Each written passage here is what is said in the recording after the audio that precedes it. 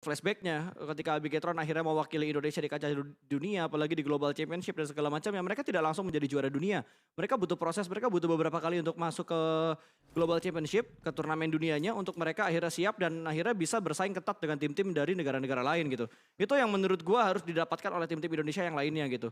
Jadi ketika ada satu tim baru yang akhirnya mewakili Indonesia di ajang internasional, di ajang globalnya, ya kita support dengan maksimal gitu. Kalau kita ngomongin dengan mental dan segala macamnya, ya mungkin mental tidak langsung terbentuk, tapi gimana cara membentuk sebuah mental itu kalau mereka nggak ngedapetin kesempatan. Jadi kita support aja tim manapun yang nantinya akan mewakili Indonesia di PMGC menurut gua. Ya betul banget, karena balik lagi kalau kata orang-orang berpasta, Hah? makan rengginang di parung panjang, Cakep. sang pembelajar akan menang bersinar terang di masa mendatang. Nah itu dia. Nggak bisa bersinar terang kalau tidak melewati sebuah kegelapan. Betul.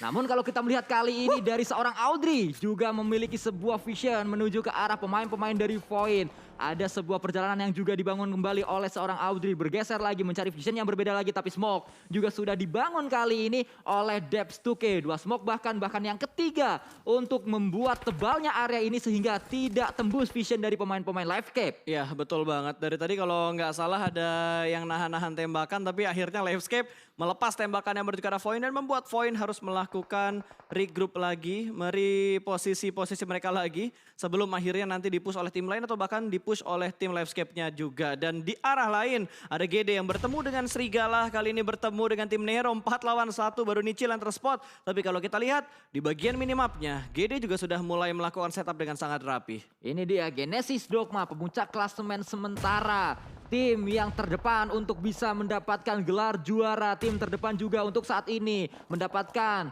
tiket ke PMGC. Namun mereka belum selesai perjuangannya. Harus melawan Nero untuk sementara waktu. Harus melawan tim-tim lain juga. Dan untuk memuluskan langkah tersebut pastinya tidak pantang menyerah pemain-pemain dari Genesis Dogma. Betul sekali. Mereka benar-benar tertib dalam setup mereka saat ini. Tidak terlalu overpick.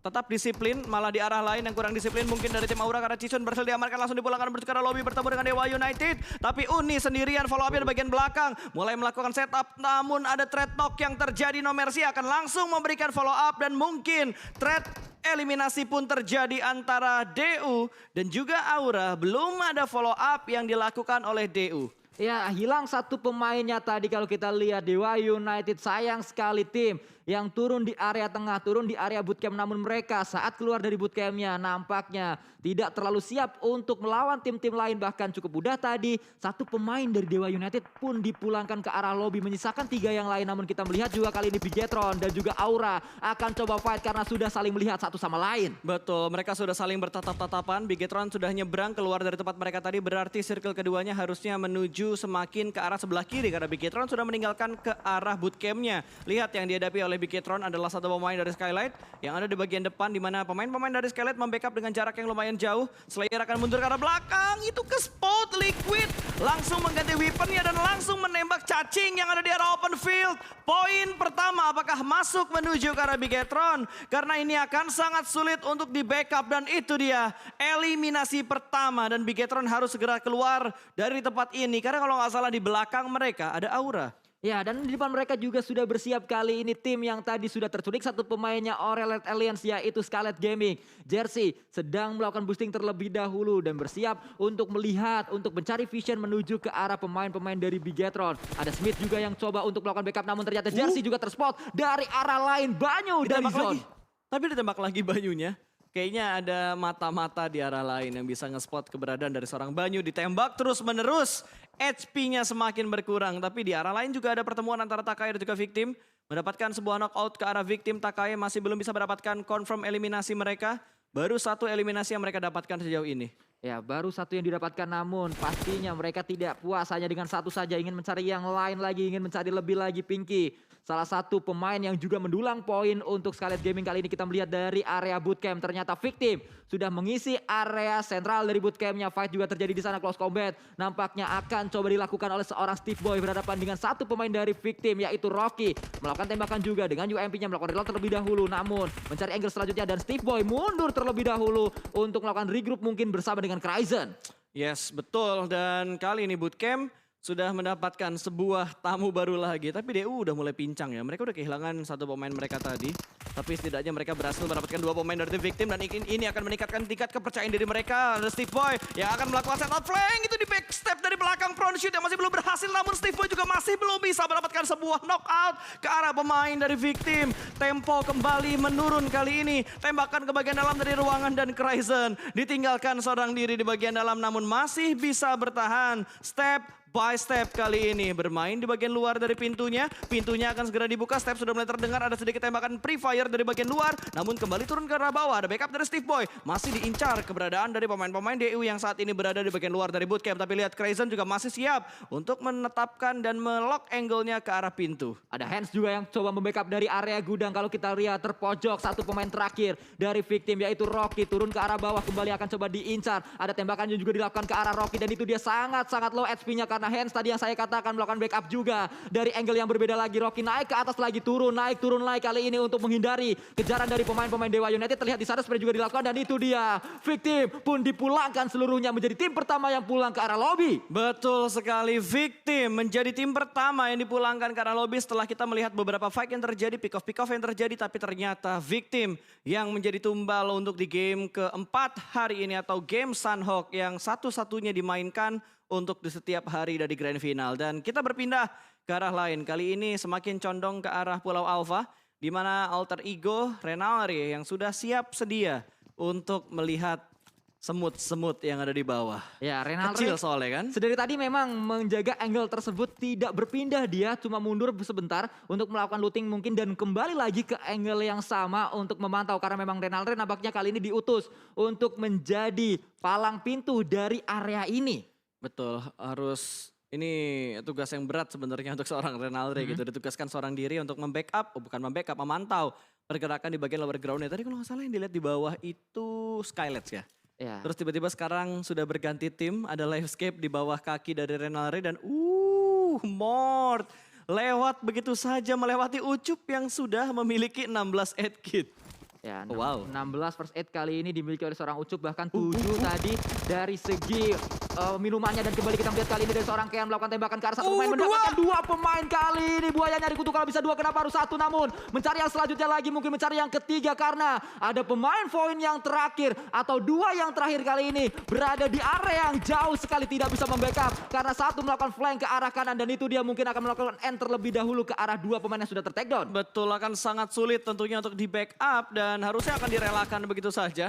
2 pemain point yang berhasil diamankan oleh seorang Kean karena Takai juga sudah ngeri-group. 2 pemain dari point berada di 2 tempat yang berbeda untuk seorang Dubs dan juga itu Dubs ya. Ya, si Dubs dan juga Aimbot, tapi akhirnya kita ngelihat fight yang pecah kali ini antara GD dan juga Nero tentunya.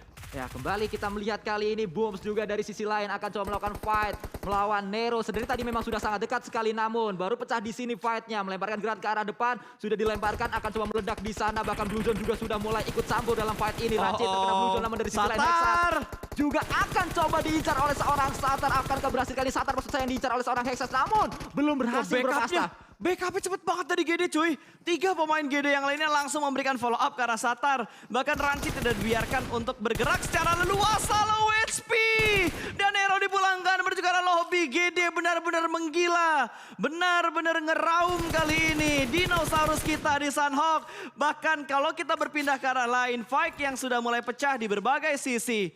Kali ini bantengnya disuruh berenang, dipaksa terjun ke air oleh Voin. Ya, Voin yang tadi kita lihat terpojok posisinya oleh pemain-pemain Takai. Mulai memberikan perlawanan. Memang jauh jarak antara Debs 2K dan juga Aimbot. Namun 2 jarak yang jauh ini juga bisa saling untuk bekerja sama men-take down satu persatu lawan-lawannya. Namun akan coba disambut juga satu pemain dari RRQ yaitu Paddlemort. Dan ter-take down di sana Paddlemortnya langsung menjadi confirm elimination untuk Voin. Betul, lengah sepertinya pergerakan dari pemain-pemain yang ada di sekitar Voin. Karena Voin juga sempat untuk mendapatkan beberapa pundi-pundi poin yang bisa mereka kumpulkan sejauh ini. Dubs masih bertahan, Aimbot juga masih bertahan. Sementara RRQ hanya menyisakan seorang Mort yang cukup dekat dengan pemain dari tim Voin. Dubs lempar granatnya melambung jauh terbang tinggi ke arah udara. Tapi dari bagian kiri masih masih ada gangguan yang diberikan menuju ke bagian bawah dari jembatan, tapi masih tercover dengan beberapa pilar yang ada di bawah jembatan tersebut. Dan Mort berhasil lolos dari lock angle seorang Dubs. Dan harus berhati-hati kalau kita lihat Mort, karena di seberang sana juga ada Aura yang akan coba memantau area ini.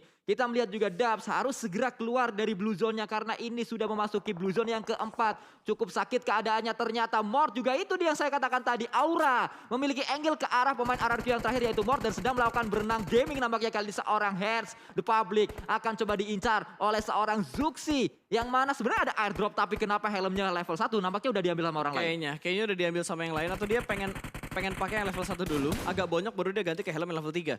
Atau helm level 3-nya diprioritaskan dikasih ke arah yang lain, ke arah pemain lain dari Bigetron. Ya, kembali kita berpindah kali ini. Dubs tertangkap juga oleh NFT dari area atas, dari high ground-nya. Hands mulai terspot kali ini oleh pemain-pemain Red Aliens. Akan coba diburu juga tapi harus berhati-hati Ryzen karena low HP-nya melakukan proning terlebih dahulu untuk melakukan healing. Ya, ini udah mulai intens sepertinya fight yang terjadi. Bahkan dari DU pun nggak punya kesempatan untuk mendarat atau untuk memijakkan kakinya di daratan. Karena di press oleh dua tim, GD nembak ke arah mereka, Bigetron nembak ke arah mereka, Aura sama Takae pun masih bermain di arah perairan, di dekat sungainya. Dan ada lock angle yang dilakukan oleh Bigetron. Bigetron benar-benar memperluas rotasi mereka, memperluas setup mereka dari arah air.